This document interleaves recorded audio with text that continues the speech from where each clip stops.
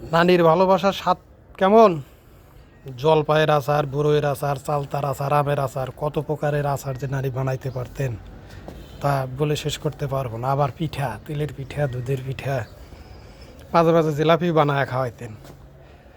তা আজ আবার অনেক দিন পর নানি ডাকছে, আজ 3 দিন হলো ডাকে আমি আসতে পারি না। কী কাজ, পরে আসার পর দেখি যে সে এই যে রৌদ্রের ভিতর বড়ইয়ের আচার দিয়ে রাখছে।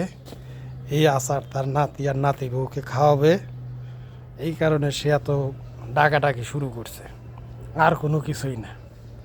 আমি অবশ্য নানির বাড়ির ভালোবাসা বেশি পেয়েছি, ছোটোবেলা থেকে বড় হয়েছি নানির বাড়িতেই, নানির কাছেই মানুষ হয়েছি। এই কারণে বলা চলে নানির ভালোবাসা বেশিই পেয়েছি। আমার মতো নানির ভালোবাসা আর কি কেউ পেয়েছে কখনো? পেয়ে থাকলে জানাতে পারো কমেন্টসে।